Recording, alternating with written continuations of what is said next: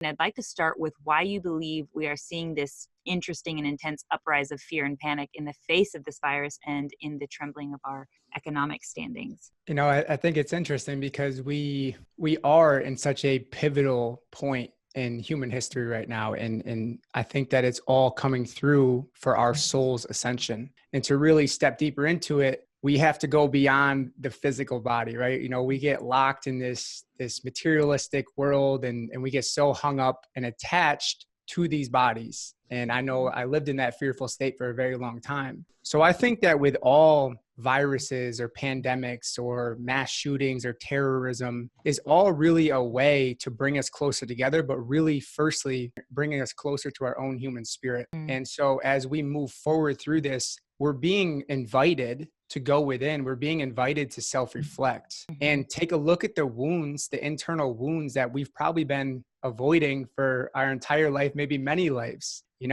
I really do feel and believe that the people that are already doing the spiritual work are not really affected by this because they're like, okay, quarantine. I've been, quarantining myself the last 10 years, so I think that we're getting invited to like almost like a timeout by the universe. And it's really a beautiful time to go within and transform and transmute some of these challenging energies that you may feel, such as the fear, the shame, the guilt. A lot of people feel very unsafe right now, very threatened. Their health is being threatened.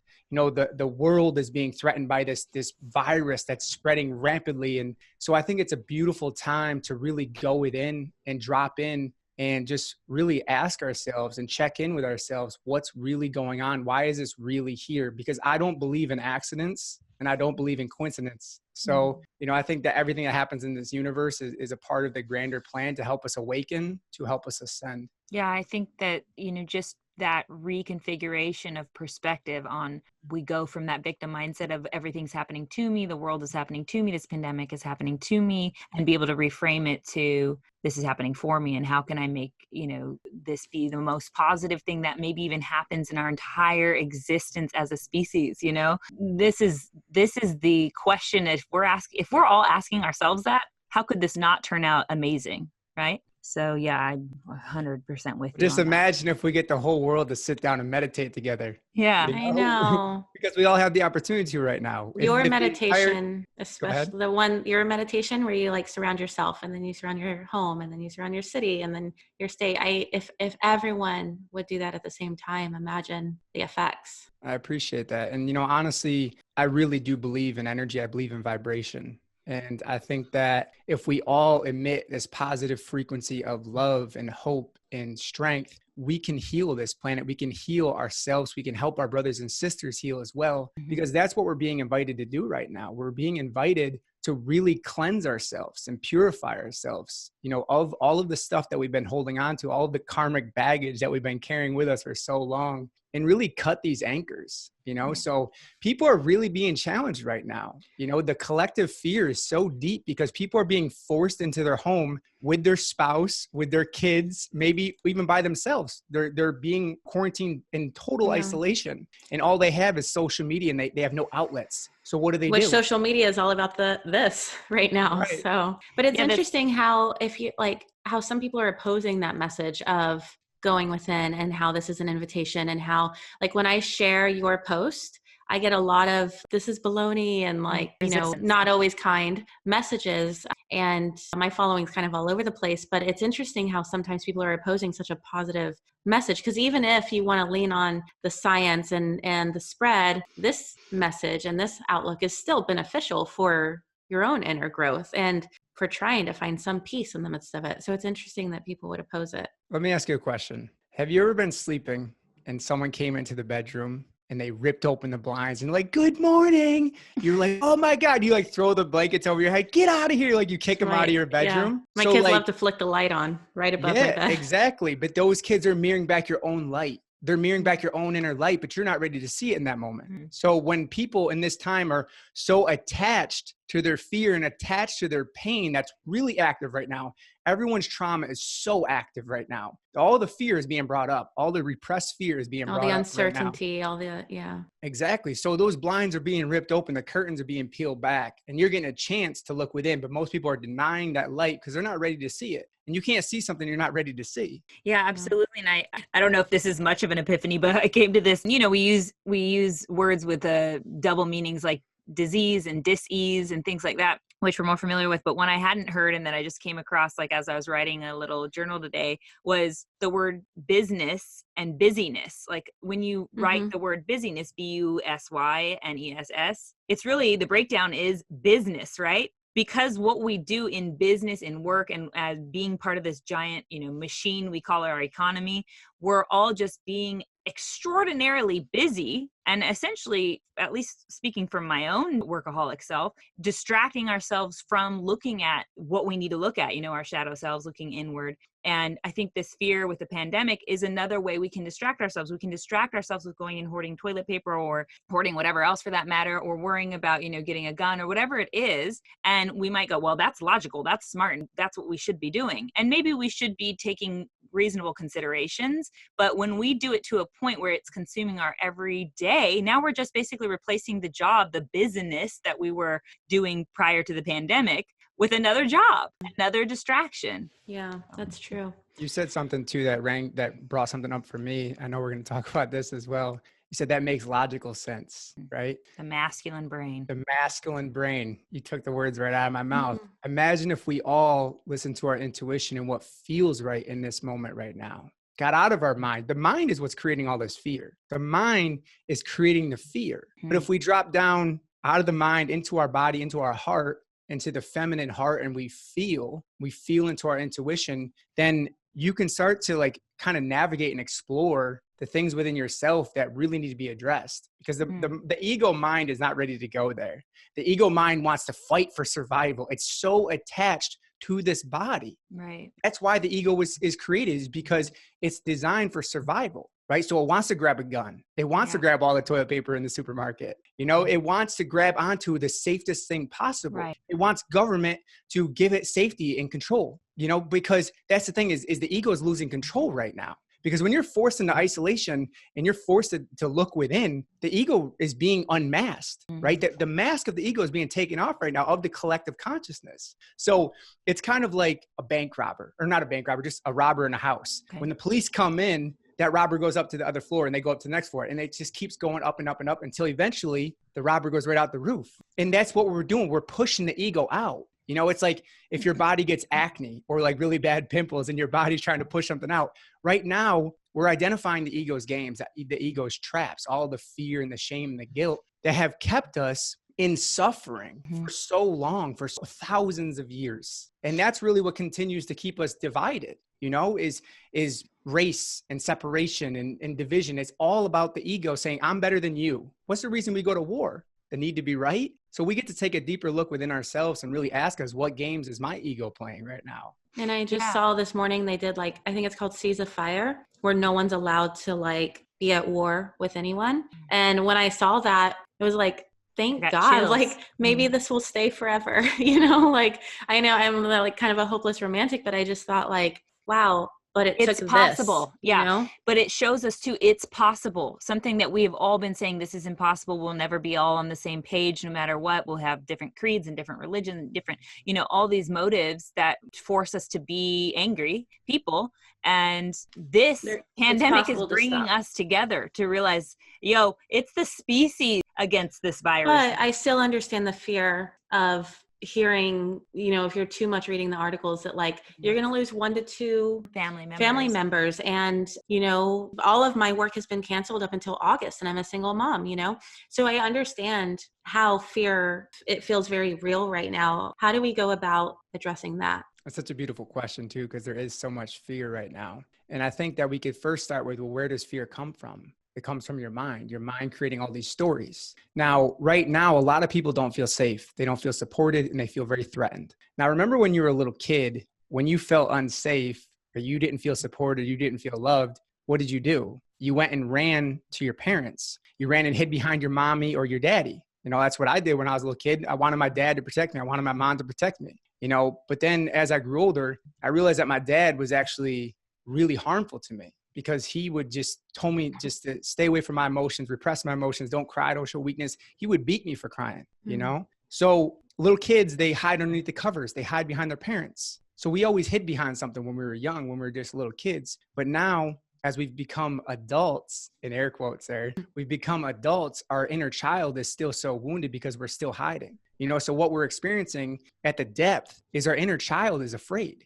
That's really why everyone's so afraid around us, because our inner child, that little boy or that little girl, doesn't feel loved. It doesn't feel supported. It doesn't feel safe. So we can look at it from a lens of the inner child doesn't feel safe. Our innocence doesn't feel safe. Our childlike innocence doesn't feel safe, which it hasn't felt safe for a very long time. It's been deeply repressed because we've been stuck in this business mentality and grind, which I understand. I get it. But we have to give ourselves permission to feel safe and to really feel supported by ourselves and feel validated by ourselves, and stop seeking the protection unconsciously from our mother or father. And maybe our father abandoned us. You know, my dad was never emotionally present with me. He was very, very abusive in my entire upbringing. So when it comes to the fear aspect of things, I think in the most compassionate way I could possibly say this, we are all going to die at some point. Okay. And I say that with total love and compassion because I've accepted my own death many times in this life. And I think that if you really want to get free, then you have to die while you're alive. Because when you can die while you're living and you anchor yourself into this, okay, I know this body is temporary, my soul is eternal, that you took on this birth to work through this karma.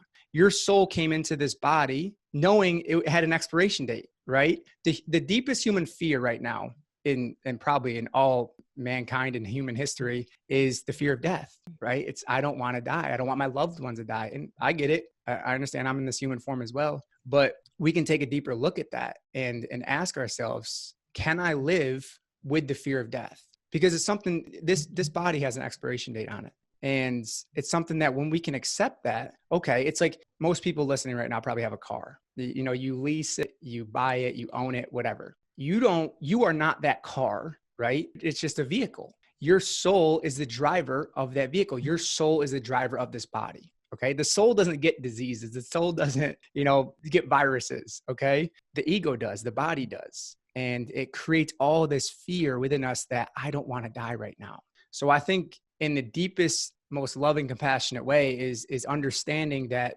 death is a part of this human experience. And it's not to say that you shouldn't care or you shouldn't grieve, because you're gonna grieve deeply if you lose someone that you love, because it hurts, because your attachment to them was deep, especially if you really love that person. So I think honoring our fears, instead of just pushing them away and neglecting them, really sitting with our fears and sitting with our hurt and asking ourselves, what is my deepest fear? What is my deepest fear? And if it's the fear of death, then this disease and this virus is showing you where you have work to do. It's showing you where you're not. And it's a beautiful way to awaken through our pain. Yeah, it really is. I think when we can, and looking at death might be an extreme for some people. I mean, of course, we start out this life with our lizard brain going, the first thing we want to make sure we're not doing is dying. Like, that's it. We seek validation from everywhere around us. Tell me I exist. Tell me I exist. Tell me it's true. I'm not dead yet,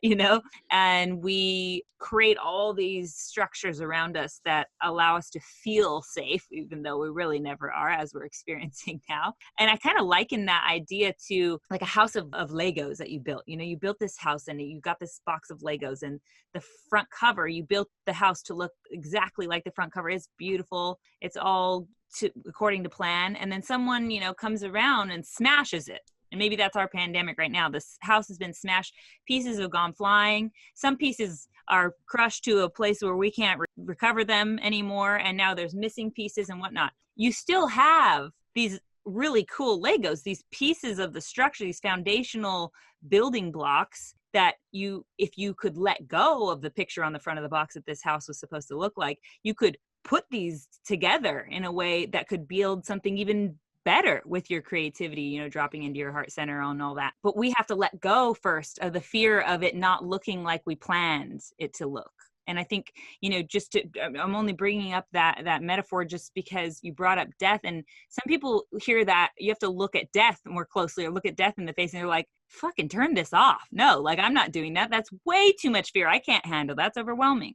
But if we can look at just where we can let go of a picture of something, of a fantasy of something, and of what we had expected it to look like, and say, what if it could be something better? What if it could be something else and just as amazing as what I had pictured? That, in a sense, is looking at death and seeing it for what it is, which is just a transmutation of the energy that we all are.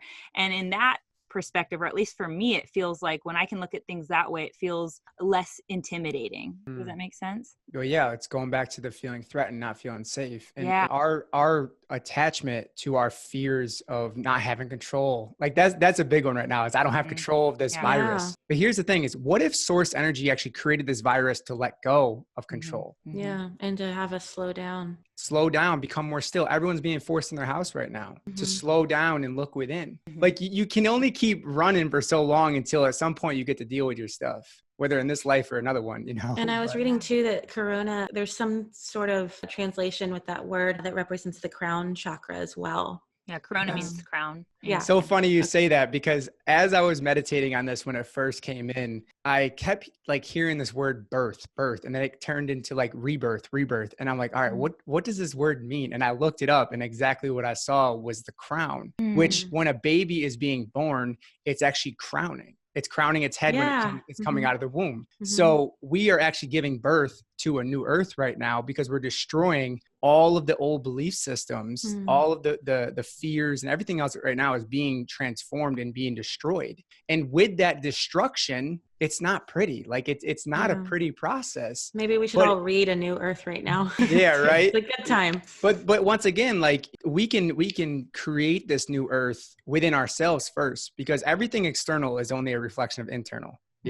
So we're creating this new earth within ourselves first. So in order to birth a new self, we have to let go, going back to what you were saying, of the old self, so like whatever models you're still hanging on to right now that don't serve your highest path and your highest calling, you are being invited to let them go. And I keep visualizing with what y'all are both saying, how like our children, these conscious seekers who have children, like they're now going to have a different world where it's like, this was the path and then it turns. And because of what they experience and what they sort of remember, they carry that out in a different direction. So it's like, hopefully it takes us down a completely different path that all of our children are able to honor, because they kind of remember a little bit of what it was, Yeah, absolutely. And Jake, I wanted to add to what you were saying there about how we can look at this as a letting go, a process of letting go, and to relate it to what you're saying about looking inward at what your biggest fears are. If your biggest fear is death, and that's being brought up because of this pandemic,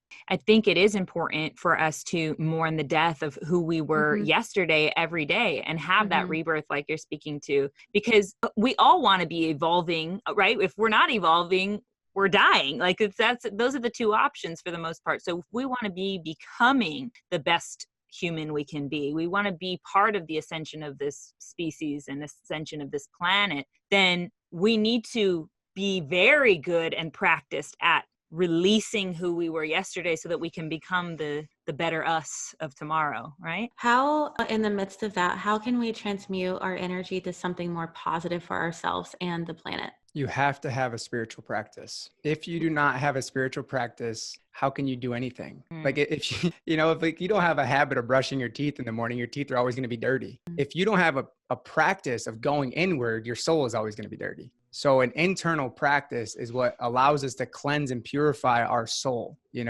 So I think whether that's meditation or some form of primal feminine dance and moving your body to release this stuck, trapped energy. I think that there's many different ways you can do it, whether it's energy healing and just actually just sitting there and feeling your feelings and crying and releasing. There's many different ways to do these things, but having a daily practice, even starting something small like journaling, and try adopting a meditation practice, try adopting some mindfulness techniques, especially you have all this time right now to do these things. Like you have no excuse not to have a practice to get to know yourself and get to know who you are. And I think that the real thing that's coming through right now is so many people have no idea who they are. So this virus is inviting them to discover who they are, because they're being who they think they are. But who they think they are is being destroyed right now. Right. Well, I'm a CEO of this company and I just stepped down from this company. So I'm no longer this identity. So who am I? Well, I'm John Smith and I'm 38 years old from Long Island, New York. No, that's not who you are. That's who you think you are. Right. So all of our labels, all of our identities of who we think we are being destroyed right now. And once again, I'll say it again, we are being invited to look within at who we really are. What a beautiful time to be alive too, to watch all of us have this huge opportunity of being able to step into our purpose, step into what really calls to us. And maybe that's at home as we're all closed in, we have hobbies and we have things we love to do. And if they're not distracting, they're allowing us to be maybe in a more meditative state. Maybe it's painting, maybe it's reading a book, or, laying in a bathtub and doing self-care. But we're getting the chance to do those things, the things that we've probably through the last few years, speaking for myself, I can say for sure, have wished out loud, God, I wish I could have time to take a break. God, I wish I would be able to go on a vacation. Well, guess what? We're getting a collective moment right now, moment of stillness where we can go, first of all, how grateful am I for all the things I do have that have been right in front of me this whole time and I've been neglecting? And secondly, what can I do with this time that I've been asking for? Because you've been granted a wish here. Yeah. And with that, you said spiritual practice. What are your days looking like during this quarantine? Exactly the same as they have been. Oh. Like it really hasn't changed much in my life. The only thing that's changed is my gym is closed and the restaurants are closed. So that's about the only thing different in my life. I still do my meditation, my daily meditations, and I still do my work, my inner work. And I'm with myself, it's like, I get to be with myself and I get to spend time with myself and I enjoy that, So I think a lot of people really feel afraid of loneliness because they haven't transmuted loneliness into aloneness. And there's a big difference between the two. And if you look at the word alone, break it down, all one. So if you ever want to feel content or okay or good within a relationship, you have to be all one with the self. Or you will just project your loneliness onto that partner that you have, and you'll project each other's loneliness because you're just mirrors of each other onto one another and just continue down that path. So if you're afraid to be lonely or you feel very lonely right now, now's a good time to start to really learn about who you are at your core level and what parts of yourself do you not accept or do you not love? That's really good. What about for those that it did uproot everything? Maybe they lost their job and their 401k, or people who had, their savings in the stock market, maybe homeless people, the single mothers. How can we support them right now? By helping them to love and support themselves, because the only thing you can do for another person is to work on yourself. So by us working on ourselves and by us healing ourselves, we create a vibrational effect that touches everyone around us, even at a global level, okay? Because we're all plugged into this spider web of consciousness, and what you do affects others, okay? So first thing is work on yourself. If you want to help anyone else in this world, work on yourself. And when you've gotten to a point where you're no longer chained to the wall, you can help others get free. You can help free your fellow brothers and sisters on this planet. You can help this planet become a better place. But if you're not willing to even work on yourself, you can't help anyone else. Okay. It's like, if you're deathly sick right now, how are you going to help someone else who is deathly sick? Yeah. So first thing is work on yourself. You have to work on yourself. And then once you get through that, show them if they're open to it. Because of course the mind, if it's closed down and they know too much and it's too full, they're not going to receive what you're saying anyways. I don't care how, great your message is help them to learn how to love and validate and support themselves. And when a person can do that, when they feel validated from within, when they feel supported from within, they can start to move forward in a lighter way in life, because a person who doesn't feel supported or loved or validated, it's really just because it's showing them where they have their work to do. So if you're having things stripped away from you right now in a materialistic sense, which everybody's having something stripped away from you materialistically, it's showing you, once again, it's mirroring back to you, do the inner work, look within. What am I still hanging on to? What am I attached to that I need to let go of? The harder you cling to something, the harder it's going to hurt when you let go of it. you know? So I think that, you know, if you lost a business, or you've lost money in the stock market, you lost your 401k, you lost a loved one. First of all, I send you my love. I send you all of my compassion, because I understand what it's like to lose something in this life. I felt deeply grieved before. And to allow yourself just to be with that hurt, to be with that pain. Don't try to distract it. Don't try to avoid it. Just be with it, you know, because this is just a temporary thing. Everything in this universe right now is a temporary thing. It's going to come back. You know, and you got to keep a positive mindset and releasing this fear that you have to the attachment to the materialistic world. And when you can do that, you'll free yourself from this pain that you have of loss. You're talking about, or when you're talking about attachment, it makes me think of, like, you know, Buddhist monastery, for instance, like all the monks there who have been practicing how to be not attached to anything materialistic, where they're eating plain rice every day and they're, you know, wearing plain garbs and sleeping on the floor and all this. And I don't know if this pandemic is happening in the midst of all that, where they looking down going like, what are you like, why are you guys so worried right now? What are you losing? All the things you need are right there inside you, you know, all the things that you need are right there. But it is true, like when we talk about a homeless person who is already in need, and then this pandemic hits and we're trying to figure out, okay, well, we weren't able to support them while this wasn't happening, but now that it is happening, what do we do? And I do think what you're giving us there, as far as like how we can raise the vibration on this planet and make the overall, you know, from 10,000 foot view, make this overall a better place to be, a better place to nurture people from their dark places, like someone who might be in that circumstance would be, is very important, and maybe all we can do right now. I wonder, it does make me wonder, like how we're getting a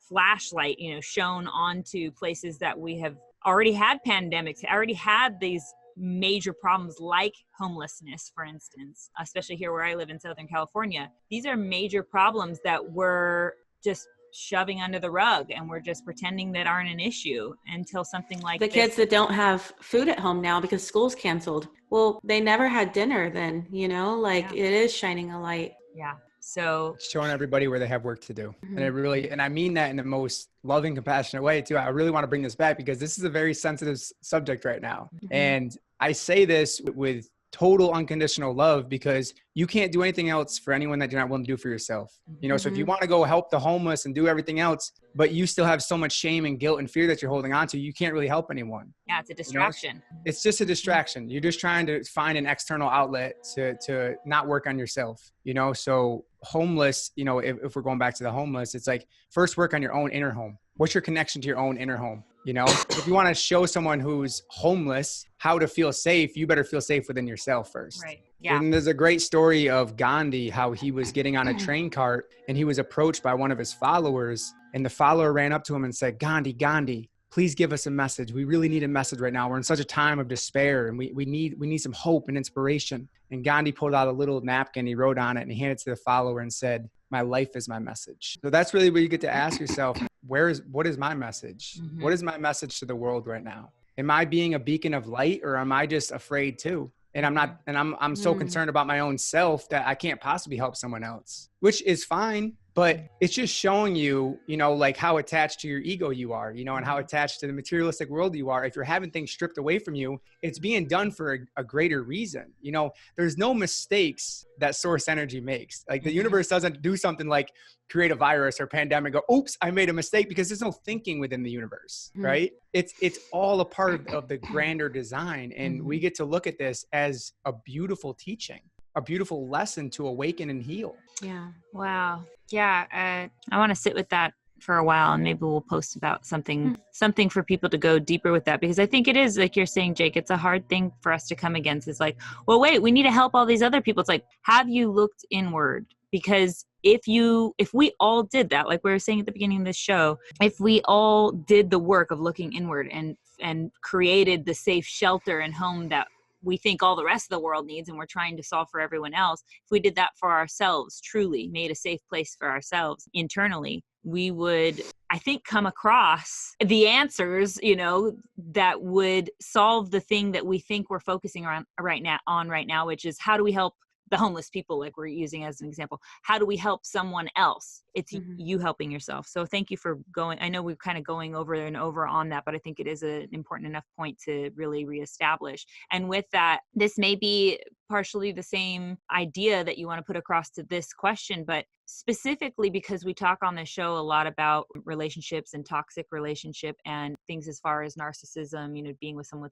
with narcissistic personality disorder, and it can, abusive relationships with your parent, even something that I know you're familiar with from your own childhood. How do we maybe support someone, or if we are someone listening to this who is in a situation with a partner, for instance, that is abusive in any way or is extremely narcissistic in any way, and now we feel not only entrapped because we probably felt that way in our own stories or our stories and attachments with this person, but now we feel that way because the government's telling us we're locked down and we literally can't leave, and we're in a house with an abusive parent or in a house with an abusive partner. Yeah, and if that's the case, that's probably been there long before too. You felt like you couldn't leave anyways because that person was making you feel so small inside. I watched my mother for the first 12 years of my life until she divorced him go through a violent relationship with my father. She could have left any day. She wasn't in quarantine. She wasn't in lockdown. Mentally, she was. Right. It took my mother leaving my dad when we were on a fishing trip in Maine. And we were fishing. And for those of you listening, I've been fishing before. I got the line tangled in the reel when I was fishing on a riverbank in Maine. And I got the line tangled in the reel. My dad pulled the 1-inch rod out of my hand and he beat me with it. And he beat me so bad with it, blood was just running down my arm, and I'm laying on the riverbank crying in the fetal position. And my mother came over to him and said, "That's it, we're done. Like, I'm getting a divorce with you right now. As soon as we get home, we're done." And she found the strength in her heart in that moment that the pain had gotten so bad for my mom that the fear of leaving didn't matter anymore. So when the pain outweighs the fear, then we can transform. Then you will leave that relationship. But if you're in this type of relationship right now, you're probably once again being in this environment to really show you that the heat is really being cranked up right now. The heat in the kitchen is being really turned up right now. But once again, how do we purify gold? We burn away the impurities around it. Okay. So right now the heat's being turned way up, so you can burn away the impurities. If that's that narcissistic lover that you're still with right now, that impurity is going to be burned away from you if you allow it, the transmutation of this energy. And that's what alchemy is, turning the dark to the light. Internally, you got to shift that. You got to shift. I'm no longer going to settle for this. I am worthy of a beautiful love. And these are things that you can start telling yourself, because internally you start shifting it and everything externally is going to start changing. Everything first begins with a vibration. It then comes down to a thought form, and then it manifests as the physical. So once again, we have to rewind and unwind and unfold these traumas that we're still holding on to. Am I in a narcissistic relationship right now, or in an abusive relationship, because I'm modeling the relationship I saw my parents go through? I saw my mom beat my dad, and I thought that that's what I deserved. So I settled for that. And I did the same thing. I watched my dad be so violent and abusive with my mom growing up. I did the same thing for the first 10 years of ever dating. I thought that's what relationships were. And you don't know what you don't know. And if you don't have anything else to compare it to, then how could you ever know the difference? And that's why we get in this cycle of toxic relationships. So I invite you, if you feel in this moment that you're in a threatening situation, do everything you can to get out of that. If you can't, go in, okay? Go inward and start anchoring into your heart and to your worth by asking yourself. And there's going to be a lot of pain. There's going to be a lot of tears with this. I can assure you, I've worked with thousands of people over the years of my healing practice. There will be deep rooted fear, shame, and guilt tied to your belief system around your relationship right now. That's why you're still in it. So I invite you to ask yourself this question: what is my deepest heart's desire? Is this relationship fulfilling my deepest heart's desire? One thing I like to do with people that come to my retreats and working with, I always ask them, on a scale of 1 to 10, how supported in your relationship do you feel right now? 10 being the highest. On a scale of 1 to 10, how safe do you feel in your relationship right now? On a scale of 1 to 10, how loved do you feel in your relationship right now? Safety, love, support, 3 of the main pillars of a relationship. And if your numbers are very low with that, it's showing you, okay, it's time to get out. Like if you were in a business right now, let's give this an example, because everybody likes, talk about business. If you had a business, say you're in a business together. If all of a sudden Mercedes was like, no, I'm only going to give $10 a week, but Jade, I want you to give $50 a week. Hopefully Jade goes, well, that doesn't align with my worth. You need to be contributing just as much as I am, right? To this relationship, to our partnership. And in a lot of relationships, they're very imbalanced right now because you have one person that energetically, in a heart open speaking, is not giving their love. And the other person just giving all of their love and all of everything they have, but they just feel so drained. Once again, if you don't feel valued in your relationship, if you don't feel supported, if you don't feel seen, you don't feel safe, why are you in it? What is the purpose of that relationship if it's not bringing you into deeper depths of your own heart and your own inner being? That's what a relationship is for, is to bring you deeper into your heart so you can feel that sense of safety and support and love. So when you speak to asking yourself what your heart's deepest desire is, your deepest heart's desire, is that what you mean? I mean, are the answers when you work with your clients, is it usually something around that, like being with someone, aligning with someone who wants to deepen intimacy? Absolutely. Because what is the intimacy, right? To be intimate with somebody is to see into another person deeply. When we look at our partner, they're mirroring back, especially as the relationship grows, they're going to mirror back our own stuff. So we're going to show each other energetically where we have work to do. And that's why you get frustrated in a relationship. You might get angry and everything else, but it's showing you your own wounds. And we can take that as a conscious relationship and work together to heal and grow and ascend. Now, in more of an unconscious relationship, which I've been in many, I've got my hand raised over here for that one. In more of an unconscious relationship, we point the finger and say, this is all your fault. But instead of taking a look within and self-reflecting, that's the challenging part. You know, it's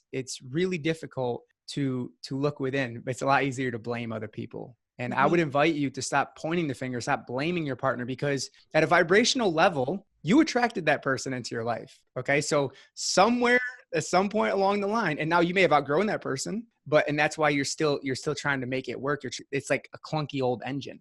But way back in the beginning of the relationship, that check engine light was on and you kept seeing it, but that person's hooks were just getting deeper and deeper and deeper into you. But you just kept ignoring those hooks. You kept saying, oh, no, they're good for me. They make me happy sometimes. The sex is pretty good. Yeah, I'll stay in this because it feels good sexually, right? They provide me with money. Definitely stay in this relationship. I don't know how I'd survive without them. They're the father of my children. I don't know what I would do without him in the life. We make all these stories and these excuses around why we should stay. But once again, going back to the heart's desire, because the heart knows your true desires, you just have to get quiet enough to feel it, is feeling into that space, into that soft, beautiful, tender, loving heart, and feeling deep down into it and asking yourself if this relationship is serving my heart's truest and deepest desires. And once again, if it's not, you either choose to work on it with your partner and have these conversations and communicate clearly with them as conscious beings, or you leave the relationship. It's really good. Thank you. Yeah, I think a lot of people need to understand that message, and I hope they hear it here. So thank you for sharing that. Yeah.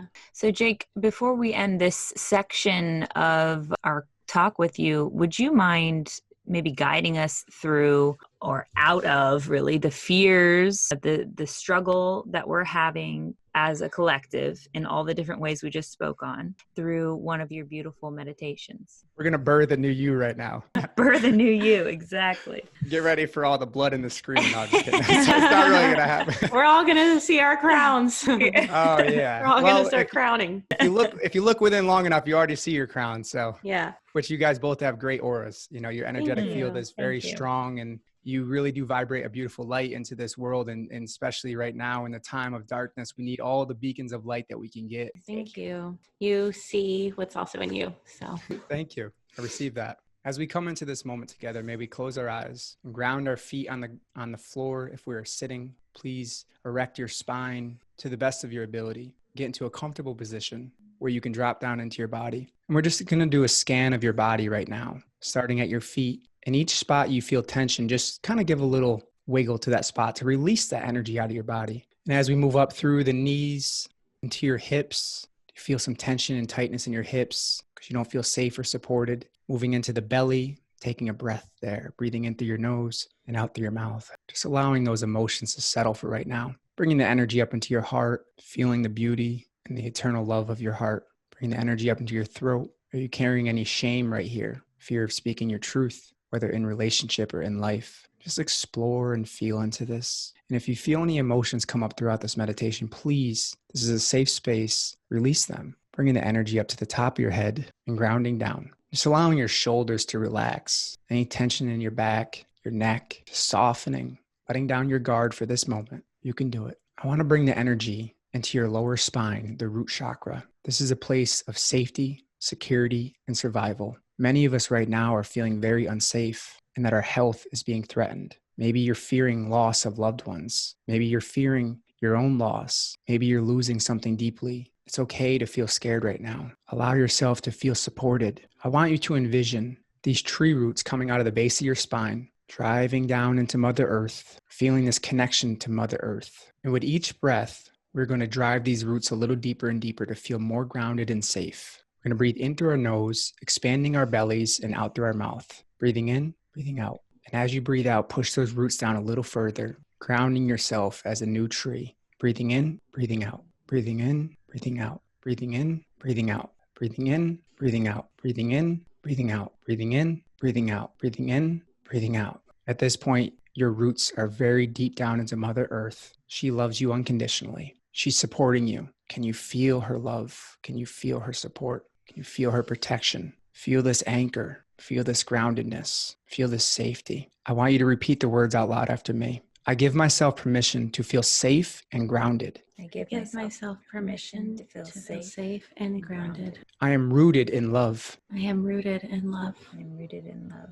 Just continuing to breathe and soften, letting any tears flow that want to flow. You are safe here. Now we're going to bring this energy up into our heart, pulling from the earth, bringing this energy up into the heart space. I want you to breathe it up with your breath. Breathe into the heart. Let's explore the areas of the heart that we have closed. Have you closed your heart because you've had it broken? Have you closed your heart because you're afraid? Have you closed your heart because you didn't have your father's love? Have you closed your heart because you didn't have your mother's love? Have you built these masculine shields around your beautiful, tender heart to protect you from being hurt, to protect you from having your heart broken? The thing with these walls around your heart is they don't really actually serve you because they may stop pain from getting in, but they also stop love from getting in. So I want you to envision holding the keys to your heart. Only you hold the key to your heart. And I want you to envision unlocking the gate, this huge, beautiful gate to your heart. And as you open this gate, you feel this warm rush of love greeting you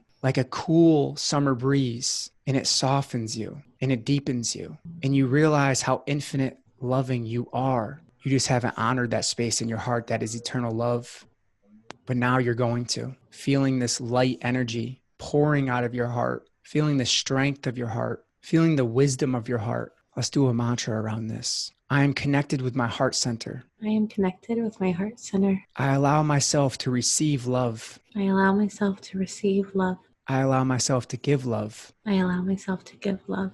Just being with your precious heart. My question for you is, as you move forward, can you keep your heart open even when it wants to close, even when it wants to build this armor back around it? Can you keep the walls of your heart down, standing in your truth, standing in your light, and vibrating this frequency of love, this beautiful harmonic tune? It's like a sweet singing songbird whispering through the trees. Just continue to soften, feel this beautiful present moment, releasing all worry and fear that you have, knowing that you are divinely protected, you are safe. Now bringing this energy up in the crown of your head and just slightly tilt your head back just a little bit. Now I want you to feel and envision this golden ray of energy piercing down through the crown of your head, vibrating through every single cell, blasting through any fear that you have, any fears around loneliness or shame or control, letting this just flow through you, this divine energy, this liquid golden light as it just vibrates down through your entire body, all the way down through your heart,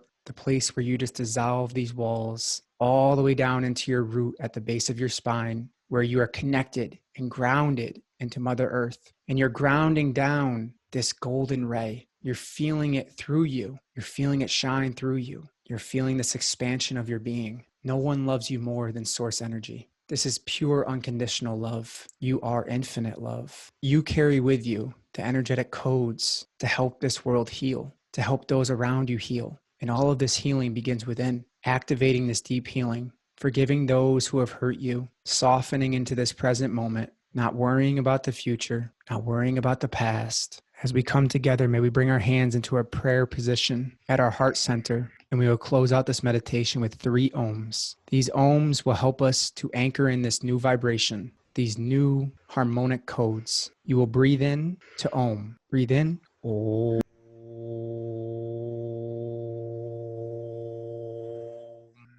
Breathe in. Om.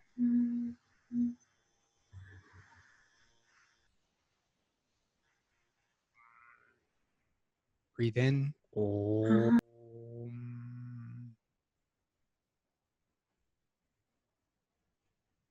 Just continue to soften. Just continue to let go of everything you can't control. Continue to move forward with this light in your heart.